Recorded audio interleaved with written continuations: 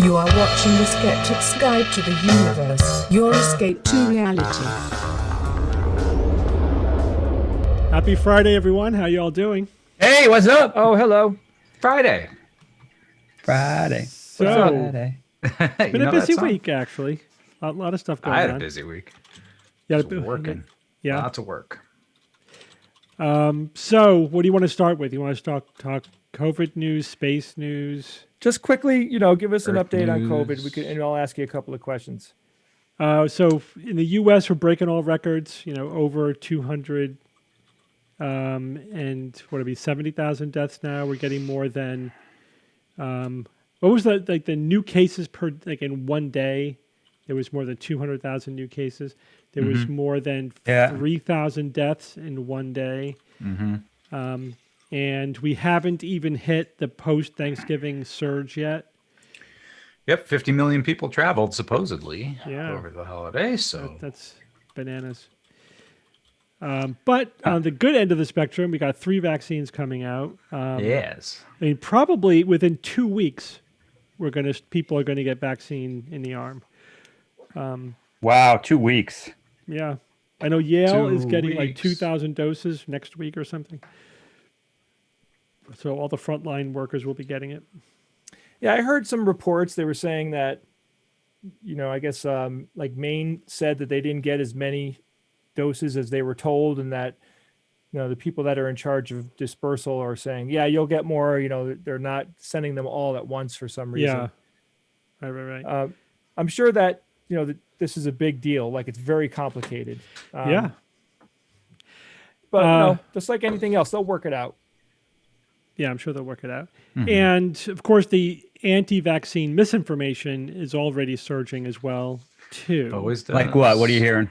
Oh, everything. I think the big new thing is that people are saying, well, it's an mRNA vaccine, like the Moderna and the Pfizer vaccines are mRNA vaccines, that they haven't been tested enough, and that they change your DNA, which they don't. Do they? They don't. Wow. change That's fascinating. It's like CRISPR. I mean, it's true that these are new types of vaccines, right? And you can't say that's completely unwarranted, that there's a little hesitation. But if you're not in a nursing home or a nurse or a doctor right on the front lines, by the time it gets to you, there's going to be millions and millions of people that will have had it. So, so going from a stage, right, this phase 3, where you've got tens of thousands of people tested. I mean, so they've shown that after tens of thousands of people, there is no really huge type of problem with it for numbers like that. but that doesn't mean that there can't be some weird, nasty side effect in the millions. But once it gets to the average person, it will have already been tested on millions of frontline people. Yeah. And you could be even more confident that there isn't going to be some weird thing that they don't see unless there's millions, 20 million people tested. Well, it's also like risk is never zero. It's never Right. there's no point at which we could say there's zero risk. It's always about what is the risk.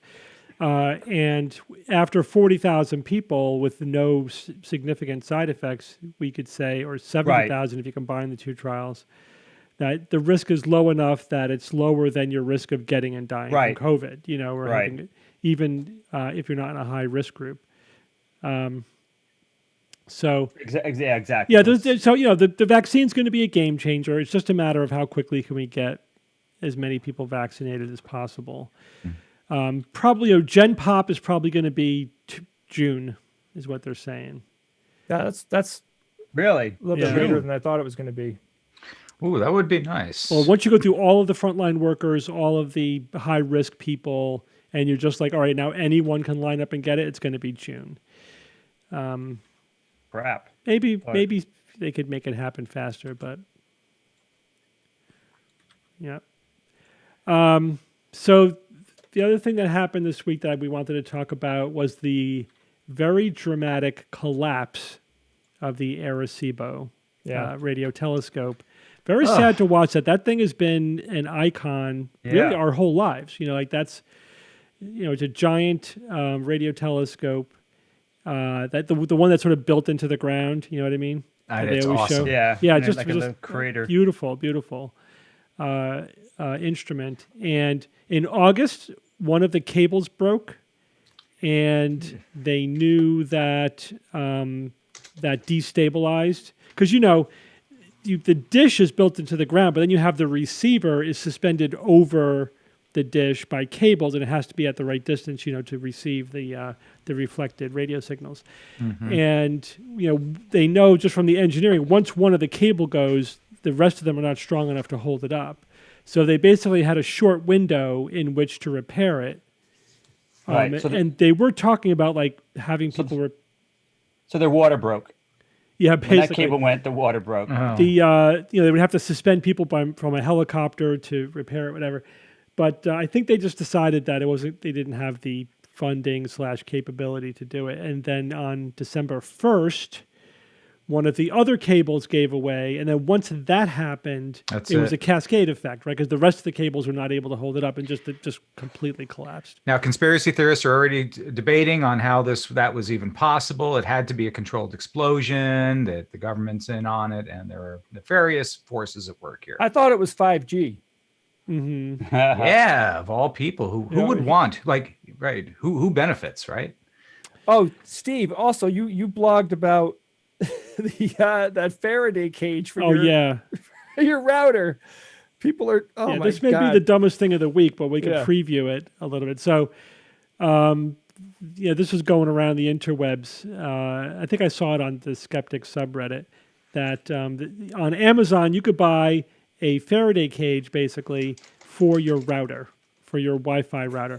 So you put your Wi-Fi inside the cage, and it blocks the signals to protect you from the Wi-Fi and the 5G. Oh, cool. Right. And does it even work at that point? Wow, of course, all those harmful effects I've been suffering from my Wi-Fi. Headaches, I can't sleep. Oh my gosh. Wow. I mean, that just shows such a complete and utter lack of any kind of understanding of science of any kind. Right. Oh my God. I know, it's like multiple layers. We take so much for granted, once you get a working understanding of science, so many things make sense, so many things that occur to you in any normal day, reading news items and seeing stuff. I mean, it's very easy to forget that so many people don't even have an inkling of what's going on in the world of science. Yeah. They just don't get any of these ideas. And it really is when you get a news item like this comes out, it's just like a reminder, it's not as uncommon as you think. Mm-hmm. So I know, there was that one researcher, I forget his name, Miller, I think. Yeah, it's Miller, who does the, what is the he does surveys like what percentage of the public has a basic level of civil scientific literacy. And he defines that as enough scientific literacy to participate in democracy, right? Like you understand enough about what's going on scientifically that you can have some way of approaching things like global warming or the risk of 5G or whatever. And the numbers have actually been creeping up a little bit in the last 20 years, but it's still only up to like 23% or something, you know? So the strong majority of people don't meet even a minimal functional scientific literacy, which is, I think, still far below what we would consider sort of an appropriate level of scientific literacy.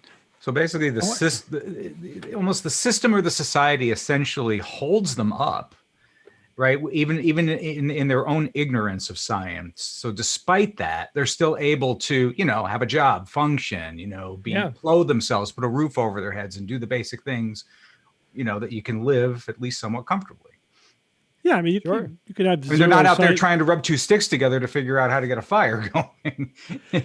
Yeah, I mean, the thing is, I mean, you know, just to function and survive, to get food and to have a job, you know, you don't need to understand how things work. You just need to know what buttons to push, right?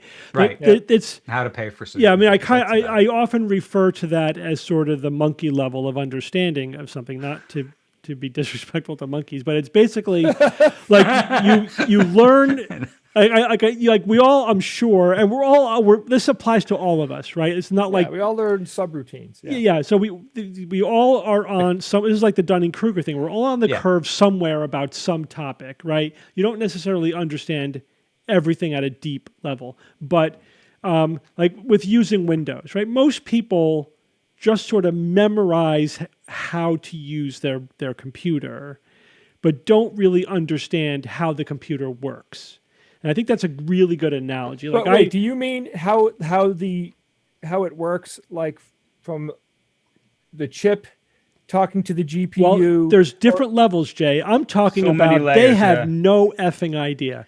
I'm sure I don't want to name names to embarrass anybody, but I personally know people. Certain things about come on, it's not about not knowing certain things. I don't know. I know people who like don't know what the hard drive is. Like they don't know. That I know. Yeah, they don't know the difference between the computer versus the hard drive versus the processor, versus the software and the hardware. Versus the monitor, the cup holder. That cup holder. Oh my gosh. Turn the monitor off and the computer's off.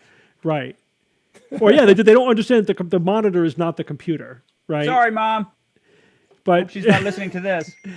But anyway, not to make fun of them, but just people. You can function. You can use a computer, and have no idea what's going on. It's a black box. And I think that there are lots of what you're referring to, Evan, is that a lot of people take a black box approach to reality. I mean, they just don't know how reality works. But they know what buttons to push. You know, they can technically learn how to function without really understanding what's going on behind the scenes. And of course, I'm not recommending that as a lifestyle because that leaves you incredibly vulnerable. And the more sophisticated our society gets, civilization gets, the more vulnerable you can become. And, I will offer as evidence of this our most recent election in the United States. I mean, people are believing ridiculous things. 76% of Republicans at least state that they believe. Whether they truly believe it or not, or they're just standing up for their tribe, is hard to say. But they at least indicate that they believe that there was massive fraud in the election. And in order to actually believe that, that requires a really profound level of ignorance about a lot of things, but certainly at the very least about how our election process works, how the federal government and the states operate, how laws work, how courts work. I mean, but not just profound ignorance, Steve, but also profound distrust of people in power and also the conspiracy thinking out the wazoo. It's a combination of things. It's not just ignorance or just stupidity. It is, again, it's tribalism. It is conspiracy mongering. It is lack of critical thinking. but it's also ignorance. It's also, I mean, in my experience, when I do engage with people who believe like the most ridiculous conspiracy theories about this sort of thing, they do tend to lack a fundamental, even basic understanding of how things work. I do think in order to believe something that absurd, there needs to be a perfect storm of bad logic and ignorance and motivated reasoning, right? Those three things, because any one of them could save you. Any one of them could save you from falling all the way down. Yeah, I mean, it's adding the misinformation that stirs, the misinformation and the ignorance kind of go hand in hand, but it's not just lack of information. You're right; it's active misinformation. But the thing is, they have no defense against the misinformation, right? They can't because they don't know what is true. Can't sort it out. Yeah, if you don't know what is true, when somebody sells you some ridiculous narrative, you are like, okay, I guess that's how things work. And why do you think we do what we do here to help people help them try to figure out what's real versus what's not? Trying. Right. No, I don't want to. I look at the big picture. You go down, you look at the individual, and every one of these people is a human being, right? Yeah. And I've been saying we have to figure out how to start the conversation again. I'm still thinking about it. Yeah. The scary part of it really is the advice that we've been giving for a very long time is, hey, it's really hard to get somebody off of a particular narrative. You have to do it, slowly. And you have to give them a new narrative, and you have to cajole them. You have to really, find something in common and everything. And man, I mean, so many people are in a cult in this country. They are fully in a cult. And how the hell are we going to pull them out? It's just not going to happen. Not on any scale that's going to matter. It just doesn't seem like any chance. Think the part of the problem is that normally we have a couple of filters in place that help mitigate the effect of massive gullibility, in our population. But those editorial filters are not really there anymore because with the internet, people can spread information without going through any editorial filter. But the other thing is that even that such thinking, like all the things that Trump is saying and Trump's lawyers are spouting like childishly ridiculous conspiracy theories that are completely evidence-free, and they're being laughed out of court, right? So normally that kind of thing should be relegated to the fringe, right? Nobody would take it seriously. It would be mocked and ridiculed, and it would be relegated to the fringe. But the problem is, again, this is part of this perfect storm thing going on. It's like the leadership in the Republican Party is accepting it as mainstream. It's not being relegated to the fringe. They're going along with it. And so that's the scary thing. It's like, okay, this is not being laughed at by everyone. And, there are people, I mean, enough people in the right positions are not buying it, thank goodness. But a lot of people are tolerating it, supporting it, leveraging it for their own political advantage or whatever, that it's, you wonder how many ticks away are we from, overturning a fair and legal election through these kind of shenanigans. Right. Yeah. Not as much as we would all like to think. Not as much as we would like to think is the answer. Yeah. Absolutely right. Totally. And this is what, experts on how democracies fail say, this is what it's like right before a democracy fails. And either you squeak by or you don't. And it really feels like we squeaked by, Yeah. Well, not completely yet. I feel like there's a lot of pain to go through before we could sit back. Yeah, that's true. Well, it's true, but it's looking good. But it would, the probability. I mean, from a legal point of view, his shenanigans are failing. Again, enough of the right people have refused to go along with it. Where it's not going to happen. Yeah, but it really was more of a bullet grazing the head than we thought. Yeah, there was an opinion piece in Newsweek. I sent it to our group guys. We were, it was pretty damn close. I mean, you look at the numbers, and Biden won by what? Over 44. 6 million? Yes. Well, the popular vote by 6 million is approaching 7 million, but the electoral vote by substantial. But if you think about what's the minimum number of votes In the you would battle, have had right, to in the mid- overturn? Right, and that's 44,000. 44,000, which is half of what Trump won by 4 years ago. But 75 or something. So a if little it bit was more so than if that 44 was a little bit lower, I mean, they really could have turned this around and sent it to the House to vote. I mean, it really was a lot closer. So this is one of the things that I've been saying, that we got to take these lessons that we've learned and really codify safeguards into law. In the next few years, so that to really prevent that from happening again, because it was a lot of these norms are just blown out of the water now, and we got to turn important norms into laws. Yeah, I completely agree, but I highly doubt that's going to happen if we have an obstructionist Congress. Yeah. A Senate, it's not going to happen. Would you mind if I change the topic to something fantastic? Go right ahead. So I was talking to a friend of mine. You know Gary Kazeel? Mm-hmm. Yeah. Artist. He's an artist. We've been pronouncing his last name wrong all these years. I've been avoiding pronouncing his last name because and I could barely remember what he said. It's his last name isn't Kazeel. It ends with an E. It's like Kazile or something like that. I gotta ask Godzilla. him. I'm moderately embarrassed, but he said, I guess there's a lot of pronunciations for it. But bottom line is, I'm talking to Gary. He calls me because he saw our Alpha Quadrant 6 episode that we just dropped about the Mandalorian episodes 1 and 2 of season 2, right? And he said, "Oh, you think that those episodes were good?" He goes, "Wait until you see the next episode, which is tonight's episode, right? Which is out. You can watch it." And he watched it. And he said it was so good, he couldn't believe it. It was like just awesome, And I am losing it. I have to watch that episode. The second we get off of here, I'm going to eat a piece of pizza and watch that episode. I cannot wait. But last week's episode was really good. I mean, I don't know, because you guys didn't really follow the cartoons as much, which are canon. So they brought back a little bit of a spoiler. You guys mind if we do a little bit of a Mandalorian spoiler from last week's episode? Let's see what they say. Hold on, because there's quite a. There was instant no spoilers. Yeah. Oh, Instant wow. Okay. request. All right. All right, no spoilers. Last week's episode was good. No spoilers.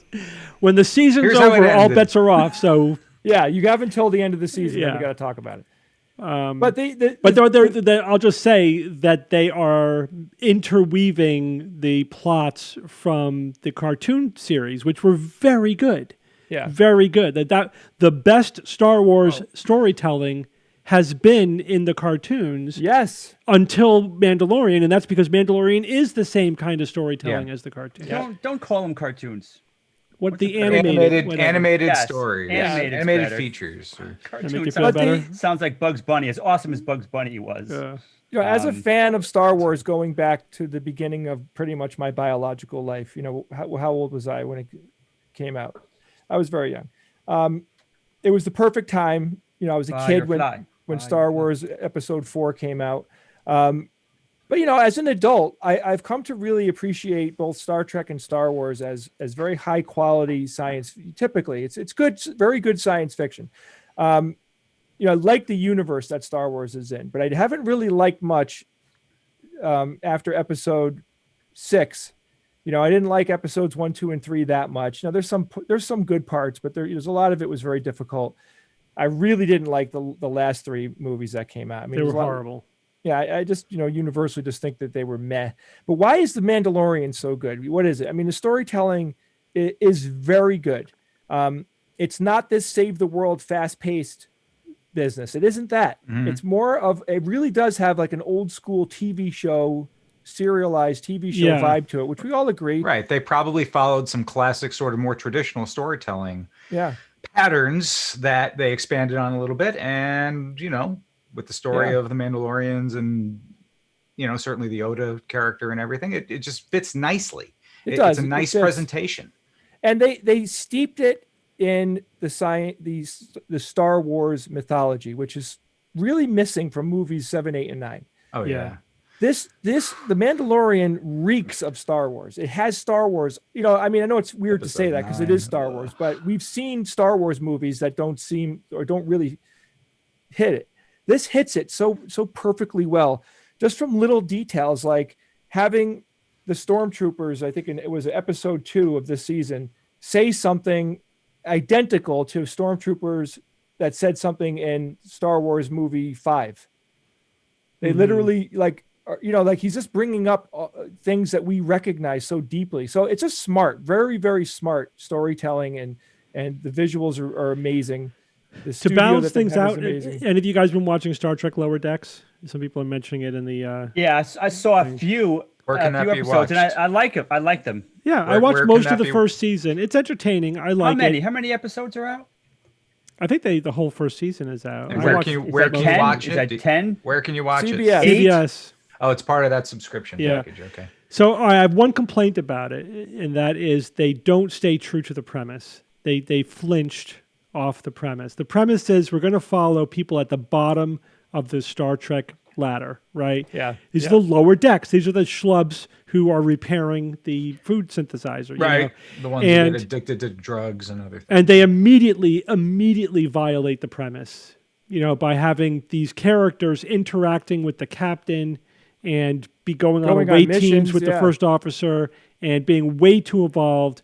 And it's like, this is the same thing, but just we're focusing on characters, that should have no business on the bridge. Have no business being on the bridge. Yeah. What is it? They have no confidence in the storyline or the characters itself? It feels to me like they lost their confidence to really stick with the premise. Like they thought, damn shame. The audience is not going to be interested if it's really about the people who are fixing, the food synthesizer. So we have to get them involved at the highest levels of, so that we have this. But I disagree. I think, we should never see the captain except fleetingly through the eyes of these characters. Yeah, right? exactly. Or hear him over the intercom or something. Yeah. The captain is never anything but a voice over the intercom, right? That's right. That's what they should have done. Exactly. Yeah. Exactly. Or maybe like you see them from the back of the hangar deck in the middle of from. Or there's a picture of him hanging on the wall or something. Yeah. But we're literally in the ready room with the captain. It's just they blew it. They flinched.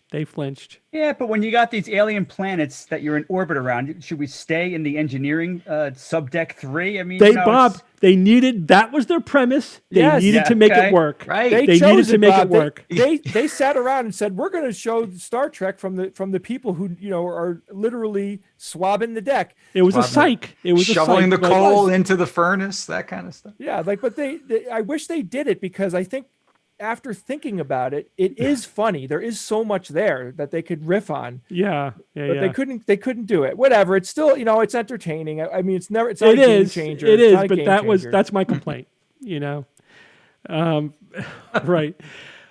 There's been a couple of news items this week that I don't know that I'm going to have time to either blog about or talk about on the show next week, so we could chat about it a bit. So one, all are global warming related. So 3 things that I came across in the last couple of days. One is a study saying essentially if we're going to meet our targets, right, our 2035 and our 2050 targets in terms of decarbonizing our electrical production, how quickly do we need to do this? And unsurprisingly, they concluded that we got to be doing this now. Like we can't wait 10 years and then shift into high gear. And basically what the things we should be doing right now, they said, are we need to be building as much solar and wind as we possibly can right now. There was another study which said, all right, if the flip side of building a lot of wind and solar, they didn't, by the way, speak about nuclear one way or the other. Yeah, they just said eventually we'll need some other base load, and which will be, could be a few things. All right, but the other news item was, all right, the flip side is if we are phasing in carbon-free energy, we have to phase out fossil fuel plants, right? And so this is interesting. They said that if you just let all of the existing fossil fuel energy plants expire when they're normal, which is an average, like when their average lifetime is over, we retire them. So you don't retire them early. You retire them when they're due to retire. Then that is actually 85% of what we need to do. That only 15% will be left over. So only 15% of fossil fuel energy will go past their normal lifespan in order to keep with the timeline of phasing them out by 2050. So all we really have to do is let them expire. We don't even have to shut them down prematurely, except for like this 15%, which will go over a little bit. That's interesting. So it's not going to be like we have to shelve all of this stuff that we invested in, or and we'll be giving up this potential power generation a lot earlier than we otherwise would have. Just let them expire. Just don't build any new ones. All we really have to do is not build any new ones. Right. Okay. I'm hoping that the fusion reactor happens. And we just have to. Sure. I wonder how quickly, if we really tried very hard, just using the United States as an example, how long would it take to refit the electric grid?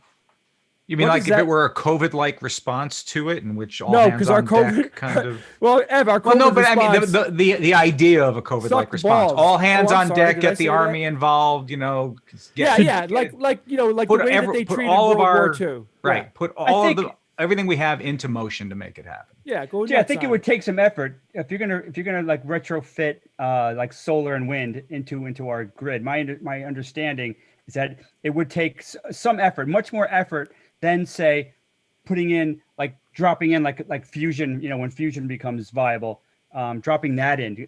They from what I've read, they would be able to adapt very easily, just plug right in without too much of a change. And that actually is relates to a news item that came out recently about a series of papers that came out about some new fusion research using the spark infrastructure, this idea of using these new superconducting magnets that are really, they've made them in the past few years, they've made them a lot smaller, a lot more powerful, and using that design to come up with the spark architecture for fusion reactors it's a lot smaller, a lot cheaper, a lot more efficient than say the ITER. The ITER idea that is the biggest global fusion research project. They're planning on having like an early reactor, one of the first fusion reactors in 2035. Whereas this new spark architecture, they're saying they could have a plant up in 2025, producing 2 to 10 times the amount of energy that's put in. The problem though is that it's going to create a lot of heat, but then they got to convert that heat to electricity, and that could take years to create that. They call it an arc reactor.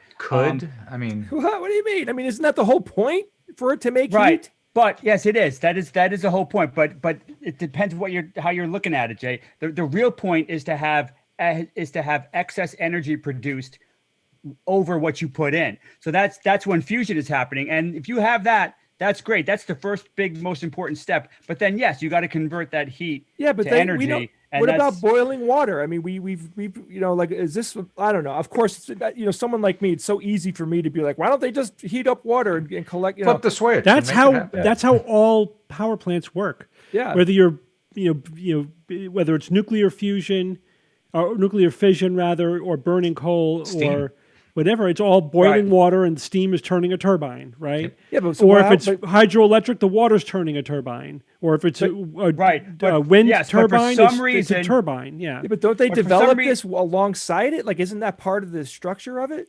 I think is it just they need to design and build a turbine that could handle the amount of heat that it's putting out, so it's not wasted. Is that? I don't know what they. Yeah, I don't know why it could take years for them to do that. It does seem like something, but that's what they said. And I was so excited reading this. And then when I got to that point, I was like, what? I know. Like, what the hell? I don't know. I don't get it. It almost puts it on the same time frame as the ITER design. And it's like, come on. But this is the way to go. I mean, this is using the new technology. This technology is so new that when ITER was being designed, they didn't even have this information. So they based it on the old superconducting magnets. But these new ones are a lot smaller, way, way smaller. I think of this. Think of like using a soccer field size area compared to a tennis court. I mean, it's a much smaller area, at least for the core, the core piece of the fusion that's happening. So this is a really, it looks like a really cool advance, and we're probably going to end up going that way eventually anyway. But it will be nice. At least it will be nice in 2025 to have a reactor that is giving you surplus energy. That's a milestone in human technology. Bob, not to beat this horse dead, but like I find it very hard to believe that the world is filled with brilliant engineers, and are we really having a problem figuring out how to boil water? No. Like no.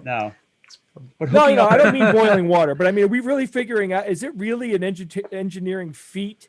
I think that they got to be talking about designing and building an actual plant. Yeah, it's like, you have the reactor, but we need the plant to go around the reactor, and that takes time too. You can't just do. Yeah, it may not fit with other plant designs. I'm assuming that's what they're talking about. I don't know. I mean, this might sound crazy, but I don't know. I mean, maybe get people to start working on that idea now. Now, yeah, yeah, but that's the problem. Yeah, that's the problem. If this doesn't work, then I assume that all that money could have been wasted because the core of the fusion reactor didn't work, and it was like, well, that was a waste of money, and it's all about the money, Jay. So that makes sense to me. In there. That makes sense to me. People are talking about protein folding, and we talk about it on the show this week. Oh, yeah, on the show tomorrow. Yes, I totally geek out on that. So it's a very, very cool advance. I really want to get someone on the show that is involved, that knows this inside and out, to answer some of the higher level questions that we have. Yeah. Because we really don't know. Like, Steve brought up the point during the show that's going to drop tomorrow, that we still don't really, we really don't know like what this is actually going to do. We just hear people saying it's a game changer. I want to know how specifically. I want to hear real details about like what are we talking about? Knows. A year? 2 years, 5 years, how long until we start seeing like incredible things turn out with this protein folding? We want our dividends. Yeah, I just want some. All right, well, we talk about it on the show, so I don't want to talk. Yeah, short term, Jay. It's going to be short term. They're Jay's selling the show tomorrow. What I want to talk about, and I'm cutting him off before he gives away too much. What I want to talk about now is the monolith. All hail the monolith. Oh, worship the monolith. There have been three now. Three monoliths. Where's my bone? I love that. Throw my bone up in the air. And I love that they're calling it a monolith. Monolith. You have to figure out how to turn the bone into a satellite, Evan. Yeah. No problem. On its on a downward movement. All right, go ahead, Steve. What do you know about this? Because I don't know that much, actually. Not much. So there's three of them, right? That popped up around the world, but the first one to come to public attention was in Utah, right? Like the deserts of Utah. Discovered in Utah. Apparently, it was there for a while, like a few years, and then these people who were doing some surveying from a helicopter noticed, like, what's that thing over there? And it turns out it's this giant metallic-looking monolith, similar proportions to the one from 2001: A Space Odyssey. Yeah, but not black. That was more gray. It was metallic. Not black. Not right. Yeah. If you're going to do that, make it black, and you make it hum, right, until you touch it, right? So what's the point? Does anybody know what's going on? Is this a big prank? What's happening? Yeah, it's probably something like it's some kind of art. Project, my hypothesis was, or either it is some like funny kind of art project, or it's a movie prop, like from some low budget movie, like somebody was making on their own, and they just left it there, But I haven't heard any serious people suggesting, or any serious suggestion that it's actually like an alien thing. Have you guys heard anything? Like that? Not in a serious way. Yeah. Everyone's kind of ha. Was it aliens? Oh. Right, and then it disappeared. That monolith disappeared. they had video. People came and took it away. It was probably the people who put it there, right? I mean, was it? Yeah, but and you don't like if people really were worried or curious or whatever, like they would follow. Like, what do you mean people came and took it away? What people? Who? When? What? Like there's video footage of 4 guys coming one night and disassembling it, and they took it away. Right, if they disassembled it, then it was assembled. Yes. The thing is like hollow on the inside. It has some sort of wooden frame to it, and otherwise that's it. It's common material. It would have been so cool though if they made it do the sound effect, like that, like that crazy, like have a sensor that gets louder as you approach it, and Like, I have oh, 20 people in ape costumes just waiting for people to find it. yes, turn it into a LARP. Oh man, we'd be all over that. Yeah, that. So what do you call that? Like a flash mob? There should be like a LARP mob, Yeah. instant LARP I mob. bet that's happened. Yeah. I A actually flash think that's LARP happened. mob. But then, what? Days later, there was footage of one of these showing up in Romania. Mm-hmm. That's cool. A knockoff of the original Copy of the copy. Yeah, although they said it was a weak copy. It had like a bunch of machine marks on it and like rivet Yeah. points and stuff. It wasn't even smooth. Yeah. Well, at least And- somebody. Aliens don't use rivets. Exactly. I think it's cool that somebody in Romania was like, "I'm doing that. Let's do it." You know, and then somebody just cranked it out. And then just what, the other day or two in California, a similar monolith appeared. So I have a term for it now. I'm calling it monolithing. Yeah. And in the future, it's becoming a viral sensation. Everyone's going to be doing their own monolith and taking pictures with their monolith. It's Well, we gonna- do have to you know, point like out- Tide Pods or the The Gangnam original Style. monolith was built on public land without permission, and it actually did invite a lot of foot traffic that was disruptive to the local wildlife and ecosystem. So it All was- right, that makes that's sense. why Yeah. you shouldn't do stuff like that, because it could have actual implications. So it was not a harmless stunt. It's probably, I think they took it away because, I think for that reason, but also that people were pointing out that was illegal. So Yeah. maybe we should just take it down. Yeah, they want to get and make sure that more people didn't come out there. Too Yeah. many people started coming out, and it was bad, very bad. Right. People ruin everything, indeed. We're very good at destruction. Humans, Evan, oh, yeah. you want to go over your puzzle?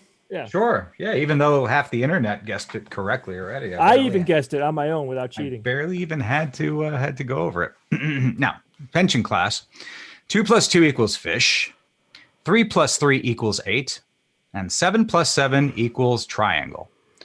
Now, the numbers that are being added together are actual numbers, but the answers are all in their written form, spelled out, the words fish, 8, and triangle.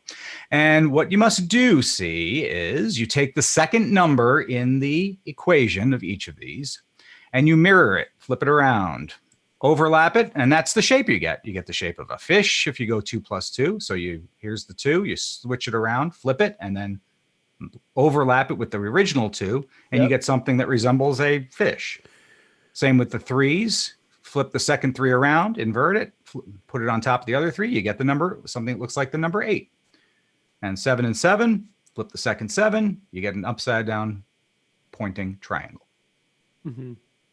So this is apparently a common sort of little brain teaser that's out there. I stumbled across it and thought it was good. A lot of people are very happy, actually, that I did this puzzle, because a lot of people were either already familiar with it or were able to guess it easily enough, and they felt like they were participating and having a good time. Definitely. So I would say mission accomplished. Well done, Evan. Yeah, no, it was good. I like it because it makes you feel, you get a little hit, dose of dopamine, Mm-hmm. Yeah, a little reward. That little reward. Ring the bell in your head. No, it is good. I do want more people to participate, and I'm trying to come up with some puzzles that are more identifiable to a wider swath of people. Let's just say. I saw a phenomenal optical illusion that was going around the internet. Let's see if you guys saw it. That's the one you sent to us, Jay? Yeah. Did you Yeah, see that was phenomenal. All right, Which so one? It was so good, it took me a moment to figure out what the optical illusion was, because I thought the optical illusion was real. When did you send it, Jay? let me. You know put what I it in mean? the Like, chat. Hold on. it took me a moment to realize that what I was seeing was an optical illusion. What's it called? Yeah, I'll find it and I'll put it in the chat so we can all look at it together. All right. Yeah.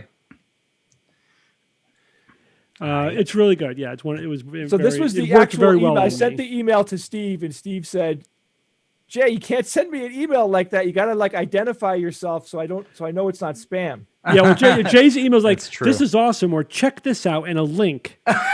Like That's never trouble. That's exactly the format of a phishing scheme. Like I can't hit that link, Jay. You got to address it to me and let me know it's you. It's in the chat, Eb. Someone just did that to me the other day too. I'm like, I'm not opening your email, pal. Sorry. Steve, why didn't you think it was an optical illusion?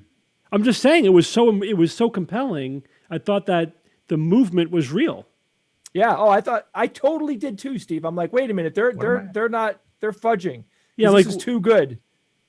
So Yeah, okay, I mean, so- I I did this as well. I see what you're saying. I did tests to determine whether it was really happening. Would you like put rulers on your screen to see?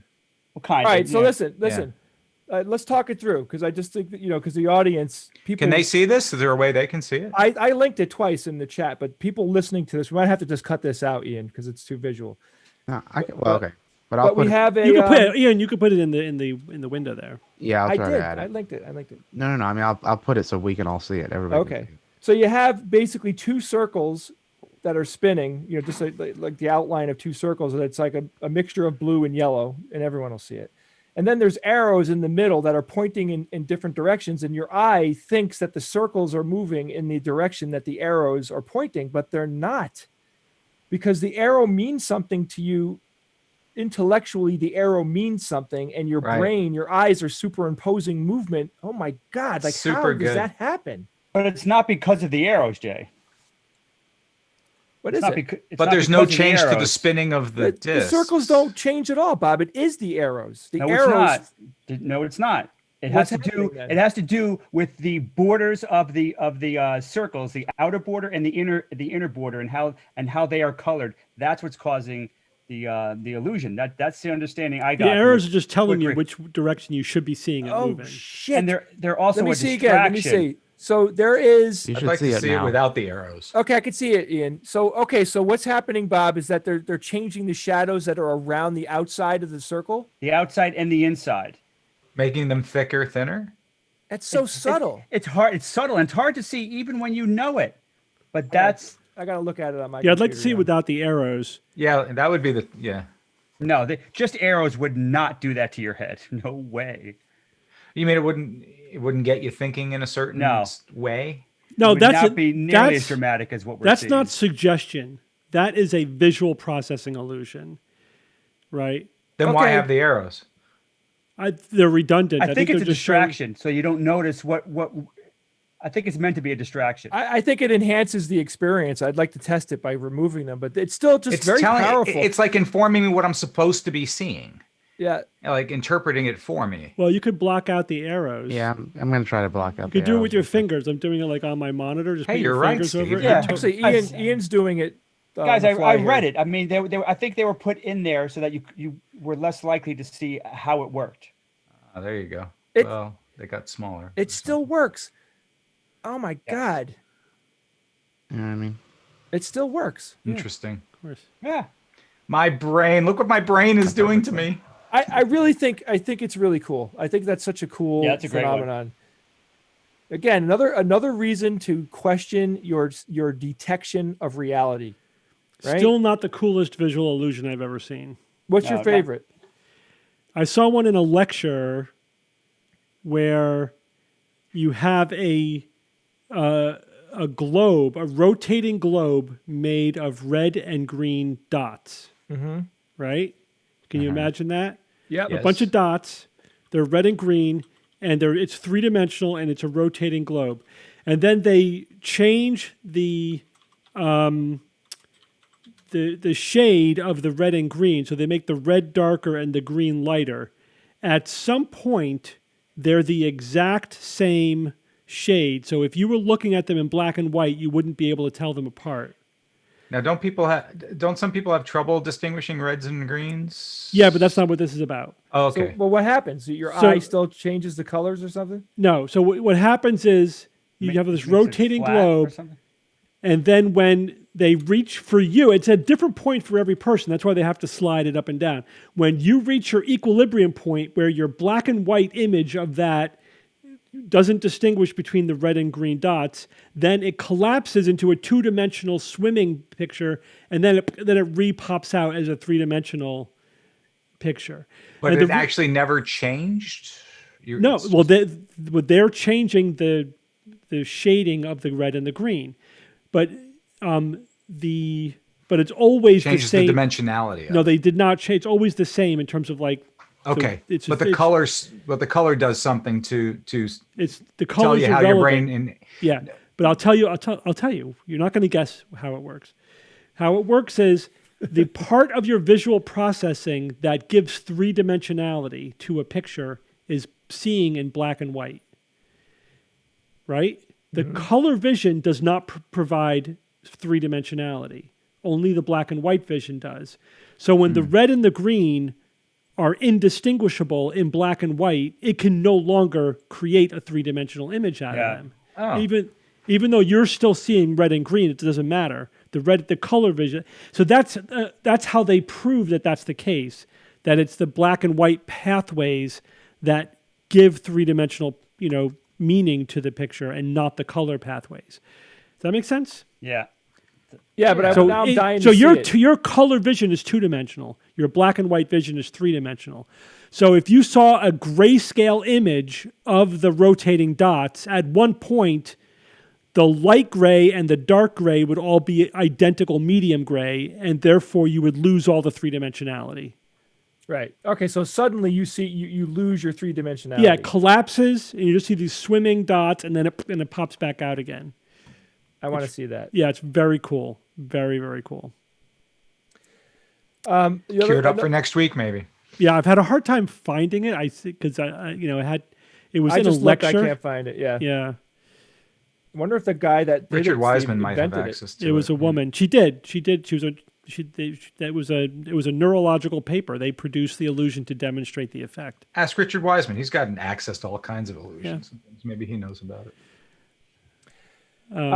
So I want to remind everyone that we have a 12-hour live stream coming up on January 23rd, starting at 11 a.m. Eastern and going to 11 p.m. Eastern. Mm-hmm. I dropped all the pipe off that I purchased today at the studio at Steve's house. That's going to be the frame for the new green screens. You laid some pipe, Jay? Oh my God, Steve, did you hear me drop the pipes? No, I was at a meeting with my earphones on. So I'm downstairs. I had basically 1-inch aluminum pipes, and I'm moving them from where Steve and I put them to another part of the basement because I needed the floor space, right? And I dropped about 3 of them on a concrete floor. Holy Christ, the noise.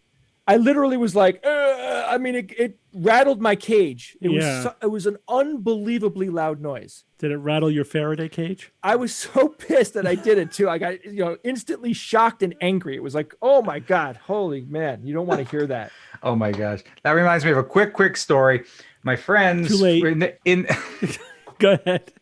In their college days, they were in their dorm. They've been saving their beer cans for, I don't know, a whole semester, and they stacked them up in this pyramid, effectively, in one room. Yeah. And at some point, somebody, knocked the whole thing over. That thing came tumbling down, took a long time, so much so that they called the fire department and the police to come over to figure out what the heck was going on in the building. That's how what that noise loud was? And indistinguishable it basically was. Oh my there was God. about 1,000 beer cans all tumbling down. And it was an accident? Like somebody did it by accident? Yeah, well, who knows?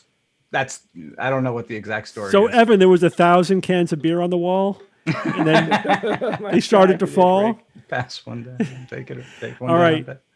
Jay, is it time for the quiz? Hold on 1 second. Somebody in the chat is actually claiming that you're funny tonight. Go figure.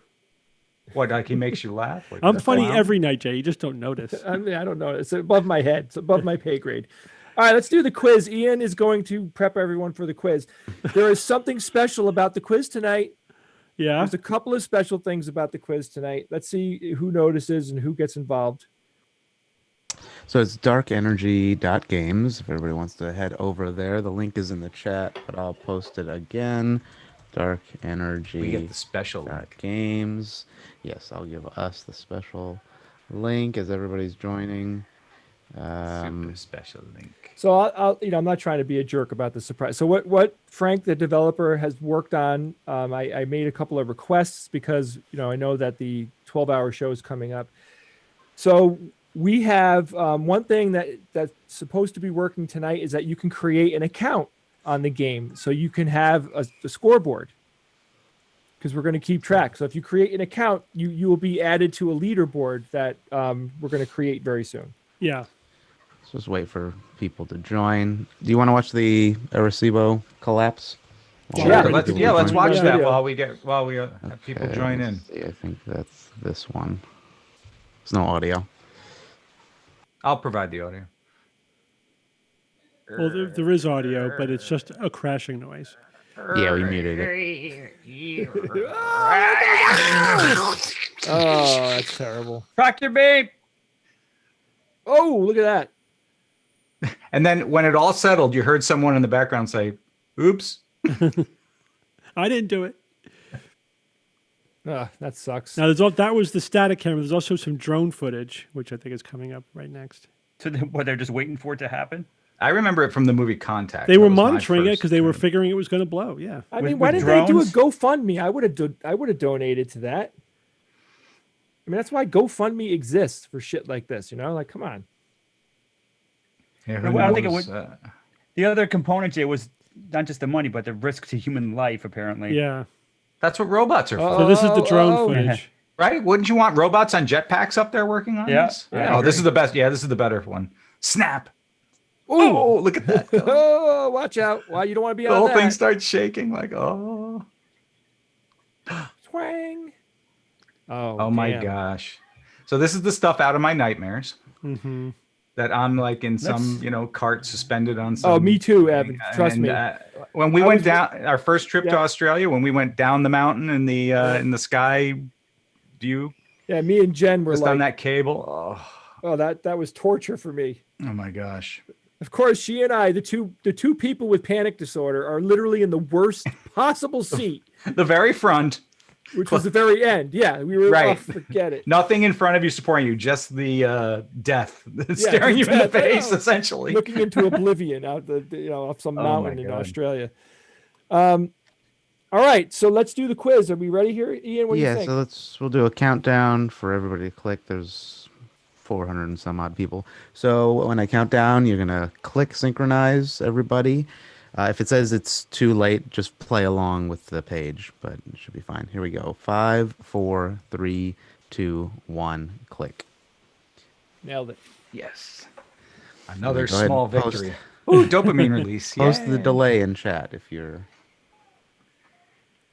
My got time is our- difference is That negative. is our tradition. And don't forget, you can turn your music on if you want to hear George true. Hobbs' cool game show music.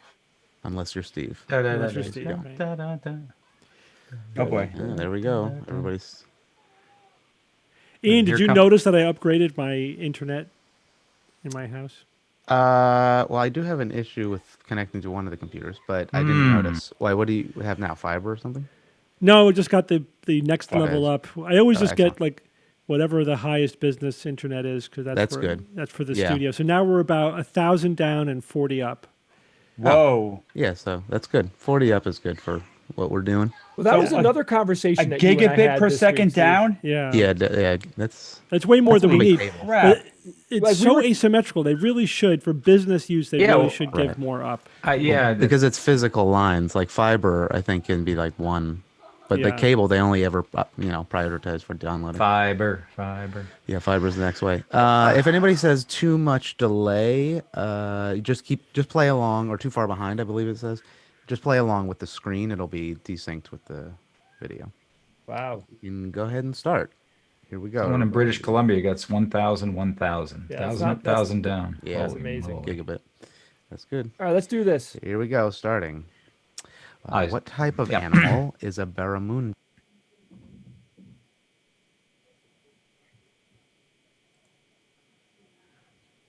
I love the reason why I know this. Now, is that a picture of a barramundi? That's one of 4 pictures I put up. Well, is that supposed to help us or throw us off the track? I don't know. I guess I do. Oh, my gosh. This is all a test. I'm testing. I can go back I to think Frank I know and- what it is, but it's not that picture. That's the thing. Is the picture meant to mislead us? It is. Yeah, totally. Because that is a picture of an amphibian. I'm telling you, I uploaded 4 pictures for this question, and only one of them is showing. Oh, Right, you I- showed us I see. I don't know why that picture. I thought that I was uploading a picture for each. Can we Answer. talk about it now? Yeah. talk- Yes, I I know ordered this. this. I ordered I know on this the- because related to pirates. Pirates eat a Arr. dish based on barramundi, and that's why I knew it, which is awesome. Next question. I've eaten it. Go ahead, Ian. You can read that, Ian. Ian, where are you? Who was the ancient Can't hear Greek you. god of medicine? Was it Artemis? Not the modern Greek god of medicine, the ancient Greek god. How do you of pronounce medicine. that second one there? Asclepius. Asclepius, Erebus, or Hestia? Oh gosh, really?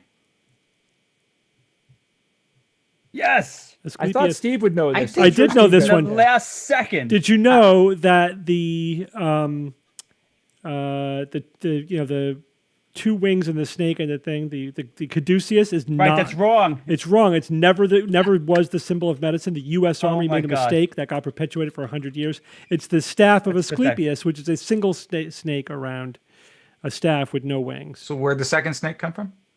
That's a different god's symbol. They just made a mistake.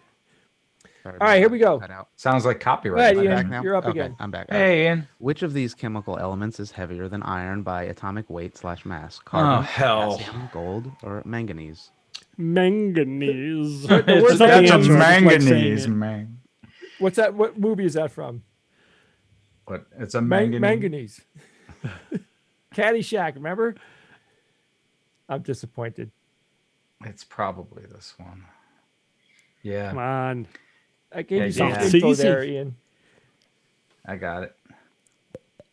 Ian, I gave you some info with that one. Yeah, so the atomic mass of iron is 25. 55.845, close. Gold is 196.96. Ha! Potassium is Gold! 39.09, and manganese is 54.93. I had gold trivia on our game night the other night. We were streaming live on Twitch for our game. AU is the symbol of gold from Yep. the word aurum, AURUM, Yep. which is Latin for shining dawn. Nice. Like aura, I suppose. So AU. Cool. AU. ahead, The Ian. bending of light through a glass prism is called reflection, refraction, diffraction, absorption. Total silence.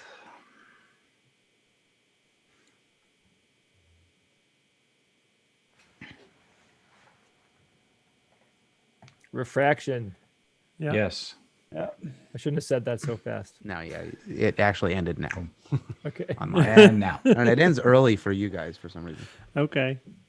So we got to wait a few more seconds. Yeah, I got to pause. Mm-hmm. Nice pregnant pause. Yeah, tonight's was hard. I don't know why I got to talk to Frank about the image thing. I don't know. Yeah, why. that's the only one I got wrong was because you put up a picture of him. Oh, you threw you off, Steve. I'm like, well, that's an amphibian, so that's why I asked if that is the picture of the animal. You are subject to You threw me off. your conditioning. Yeah. Oh, that's it. 4 questions. That was it. Yeah, it was just These That are are the 4 4 questions.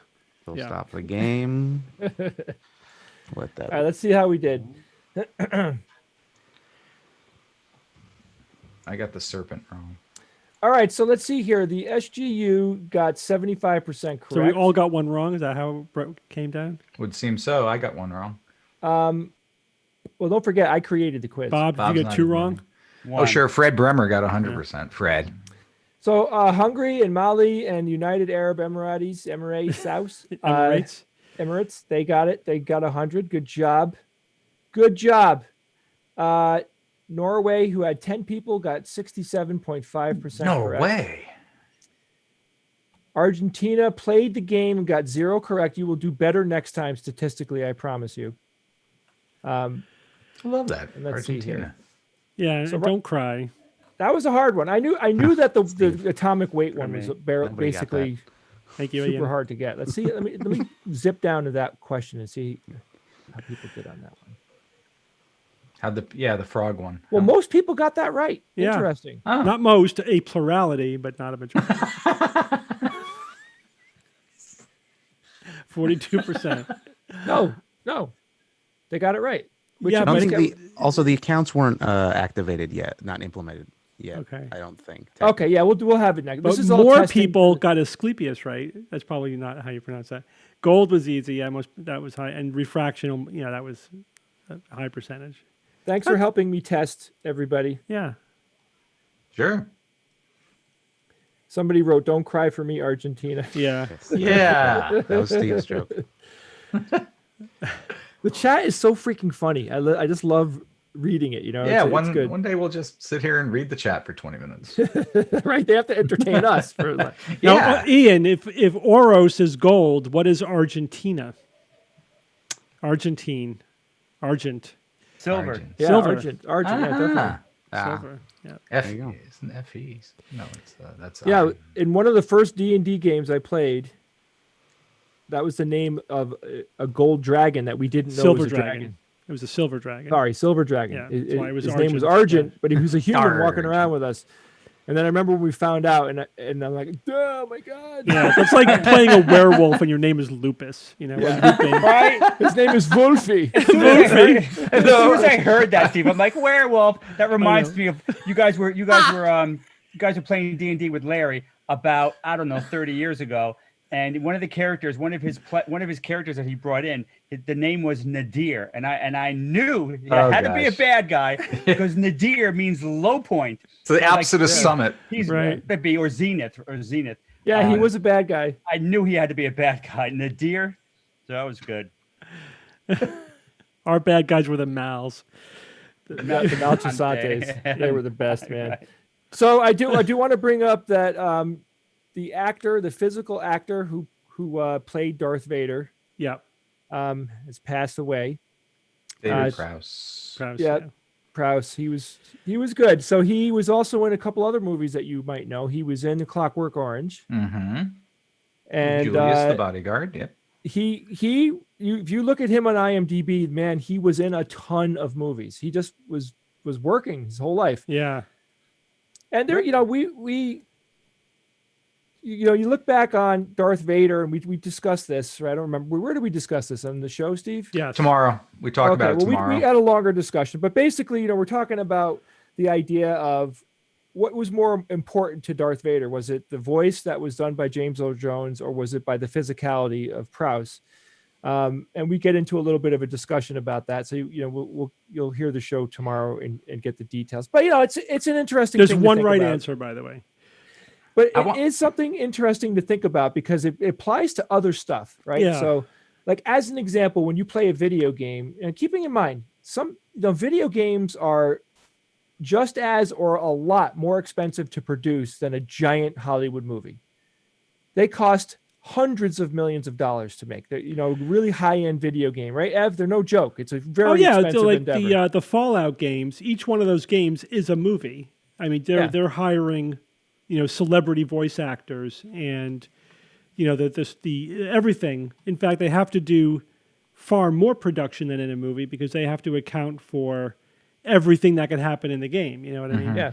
Right. And it's also worth it to put a lot more money in those games because the game industry dwarfs the movie industry. Oh yeah, the return on absolutely. investment is better. Oh my God. So better. the idea though is you have multiple people creating a character. You have designers, Yeah. you have animators, you have voice actors, and then sometimes You also have physical actors, right? Don't they put the suits on and they figure out With how the to dots move? all over them Yeah. and they'll move around. the physicality can come from multiple people. It's interesting to think that a character can be a conglomerate concept of dozens of people.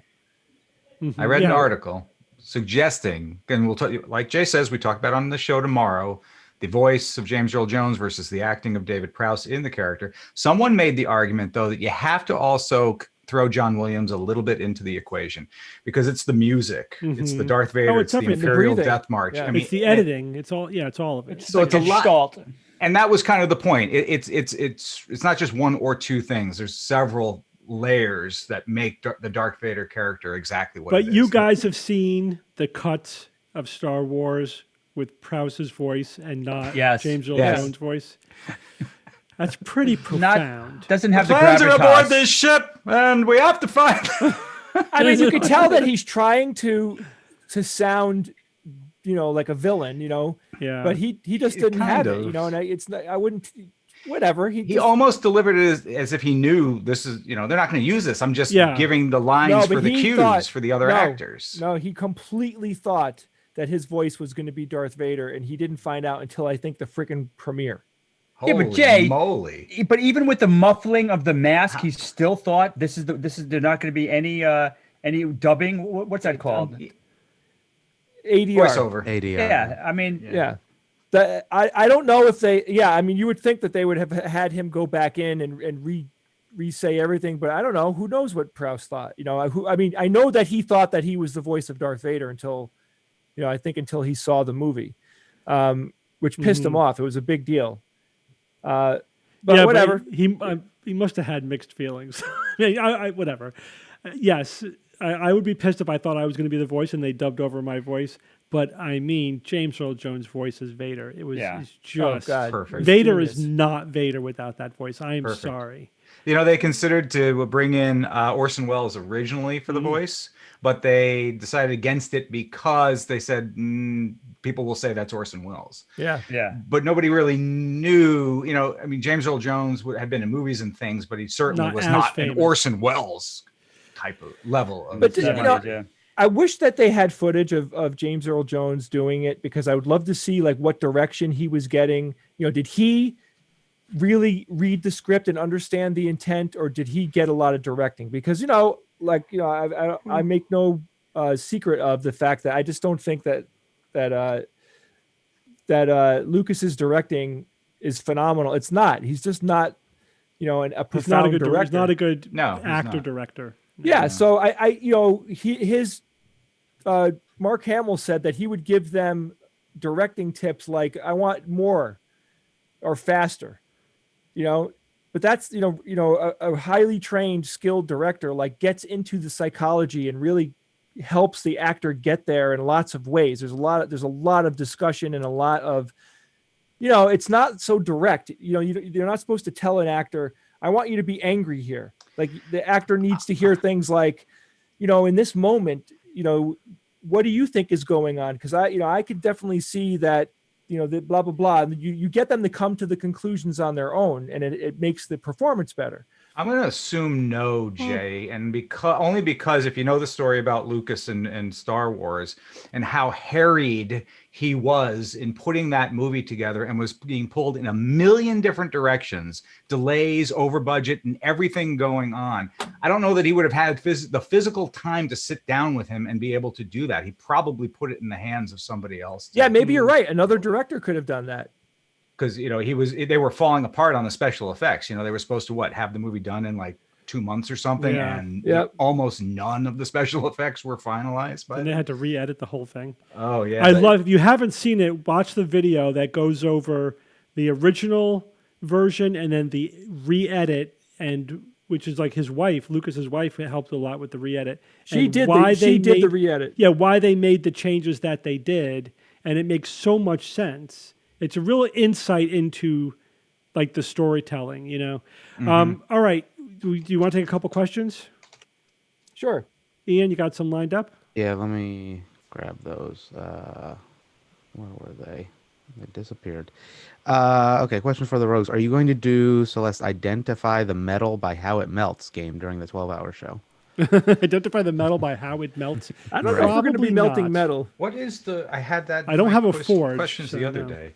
I like the metal that melts in your hand. Melts in your mouth, not in your hand. I think they were going to produce a video that we watch and try to like watch it either from maybe even reversed or something to that effect. We could try to tell what metal it was or by how it melts. I don't know. It was a Discord suggestion. But okay, so here's help with that bit. Right. Okay, so here's another question. Any idea if there's any risk to pregnant or breastfeeding women from the vaccine? I understand none were part of the trial. Yeah, so you know, pregnant and breastfeeding women are almost never part of clinical trials, and just because it's, you know, the ethics of that are tricky, and so most drugs are in a category where we don't know if they're safe. We may or may not have any reason to think that they're unsafe from animal data or basic science data, and so the general recommendation is to not use them unless you need to. You know, you have to consider the risk. For breastfeeding, the risk is a lot less than when you're pregnant. When you're pregnant, the question is, will it cross over the placenta? And when you're breastfeeding is, will it be excreted in the breast milk? And yeah, you know, proteins, you know, can be excreted in breast milk, but you know, the risk as I see it is probably that the mother will vaccinate their kids, through the breast milk. But I'm not sure what the risk would be otherwise, unless it's just I'm not even sure there would be a dosing issue there. So I would suspect on first principles that the risk is extremely low, but we don't have any data. So, we always assume that there is some risk there. That's a good question, though. I'll see if I could find out, maybe come back next week on what the recommendation is for pregnant and breastfeeding women. It's always risk versus benefit, but when there's an unknown in there, it makes it difficult to do the math, All right, next question. So this is a question from the show. I don't get the reference to 300. 300. 300. So I'm that asking is you a reference to a... I'm glad someone asked this. That's The Simpsons, right? Or was that Futurama? No, Family Guy. Family Guy.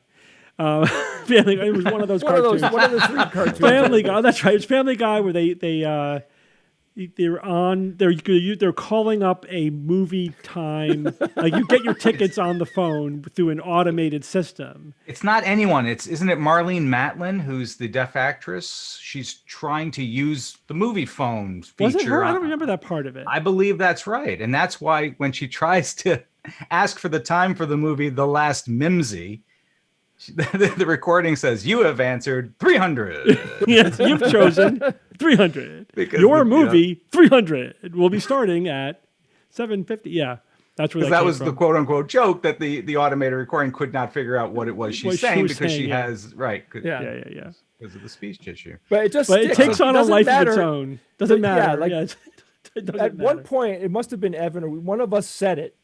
And then it just became canon, like we just can't get away from it. Oh gosh. It's really funny. Like there is something really interesting about the inside jokes that collect in any ecosystem, like the SGU as an ecosystem. Like we have all of these jokes that exist because of the podcast. Right. That probably wouldn't be there if it weren't for the podcast. How long have we been doing that, Jay? Charles has been dead for 15 years. The correct answer is 4 foot 1. 4 foot 1. Yeah, they're mostly obscure, ridiculous movie quotes that are just funny to us for some reason. Yeah. Because they are. Yeah. Well, they become little fetishes all by themselves, right? You develop instant humor, whatever. Like there's so many things that that are triggers for me now. And then I infected my children with them. Yeah, that's right. And then it becomes a game. There is no vaccine. And that is the reason we do it, I think, is to invoke the obviously to get the reaction, because it does make other people laugh. It does make other people smile. It does, it's a little healthy thing. Well, it's also us. I mean, we, especially if you watch the live streams, you see we're basically we are these people, like we're just a little bit more edited on the SGU, but there isn't that much of a difference. A lot more. Yeah, we are. I mean, there is a legit edit, and plus we're working. We are working when we're doing the podcast. I mean, we're trying to communicate as well as we can, and to it's a different thing. But that is us, though. Like our personalities are completely there and engaged, and our relationship is there and engaged as well. And God, I mean, the amount of jokes that we have, like we could go from joke to joke to joke and not miss a beat. We can communicate entirely in inside jokes. Could have a conversation, yeah. Next. Any other questions? So this one is saying, claiming that I wonder if the Rogues could talk about the trade-offs we've made in public health with all the attention on COVID. We've missed vaccinating children for several other diseases. I'm having trouble understanding the risk profiles for stuff like missed measles vaccinations compared to the coming COVID vaccinations. I don't know if that's true. So, I mean, you're just talking about just regular anti-vaxxers and keeping up with the vaccine schedule. It is true that the vaccine compliance has dropped off because of the pandemic. It's one of the victims of the pandemic, and we do have to address that. We have to address the flu vaccine. Everyone's got to go out there and get their flu vaccine. It's going to be more important this year than ever. So other than keeping the pressure up to do it. I'm not sure what else we could do, but it is. You're right. There's only so much. The pandemic is, as they say, sucking all the oxygen out of the room. For a lot of other things that are still important. But it's kind of unavoidable. We only have so much attention, and it's always going to go disproportionately to the big thing in front of your face. All right, next question. Question was, what do the rogues want for Christmas this year? Well, I already got a couple of things I was hoping for. I've asked for and am receiving a miter saw. Oh, cool. Oh yeah, Cool. baby. So Tools. my wife wife got- and I are buying each other a dining room table for Christmas. That's what happens when you're in your 50s. Oh yeah. Yeah, my but wife and I. it's going to be awesome, and we need it. We're still eating off of the flood damaged dining room table. Steve, do you want my gosh. dining room table, by the way? No. Because I'm, So okay. before the flood. No. we already bought one. Oh, you did? Okay, because yeah. I'm whatever. Looking to make room. So, yeah. is somebody asking because they want to send us a Christmas gift, or they just want to I know what think we're so. hoping for? Oh, that's very nice. That's very Right, thoughtful. don't send us anything. But if you were going to send us something, Well, how about it?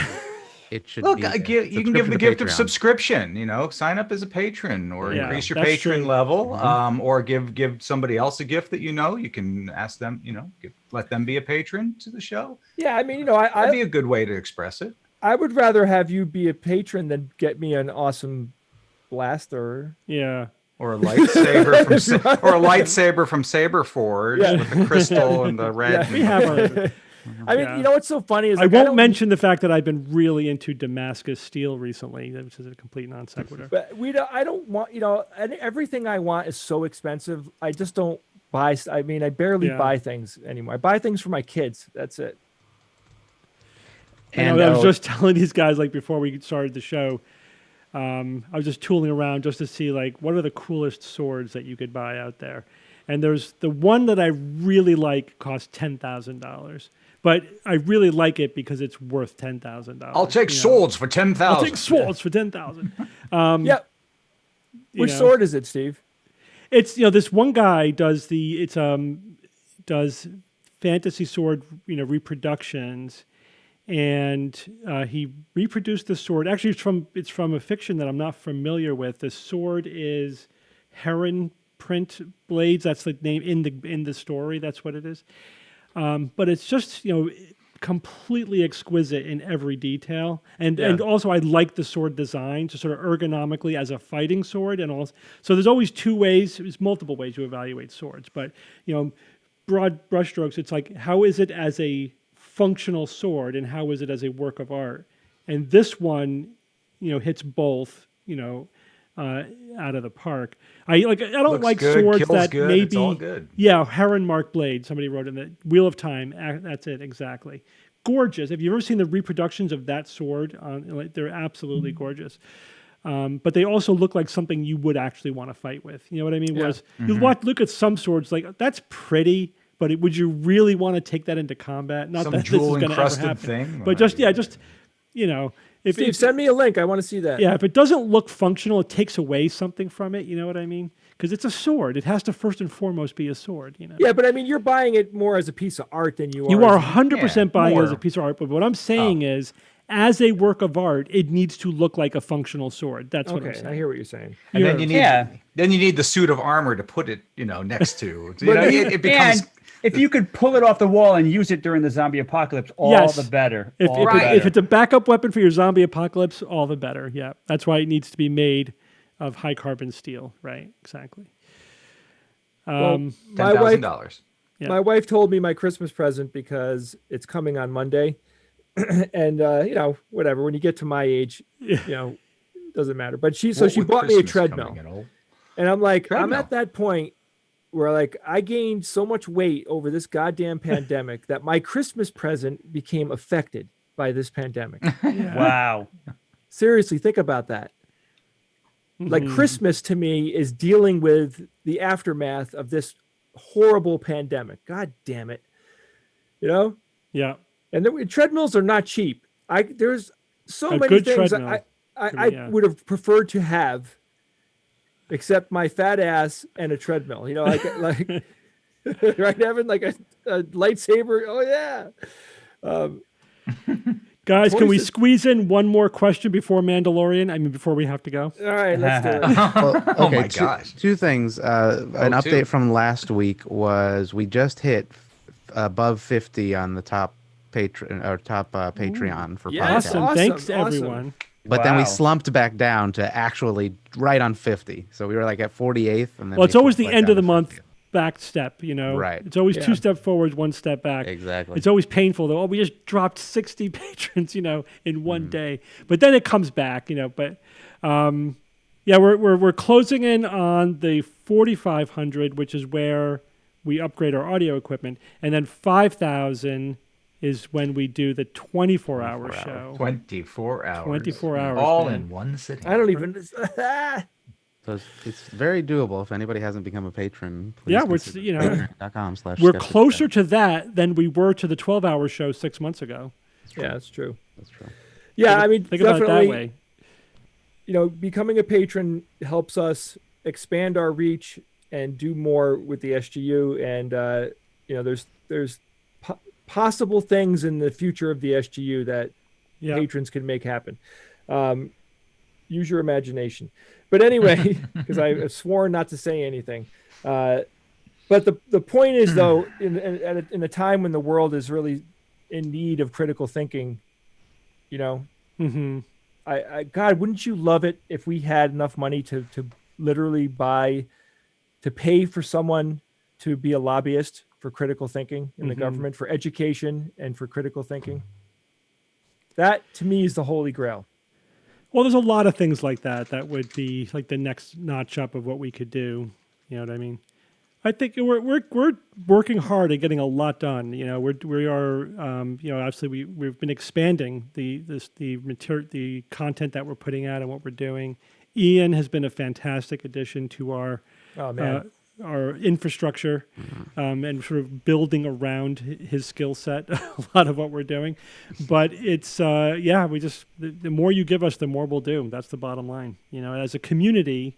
You know, we're trying to change the world as a community. You know, we're just trying to be a focal point to help facilitate making that happen. But it's really, we're nothing without all you guys.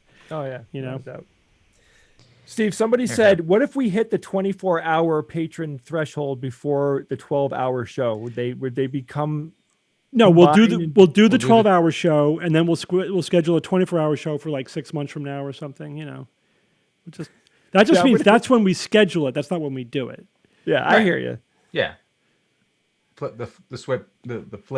Well, we got to do the 12-hour flips show. on. We got to do the 12-hour. It's time, isn't it? Yeah. Speaking of the 12-hour, when is the 12-hour? The 12-hour show is the last January 23rd at 11 a.m. Eastern time, New York City time.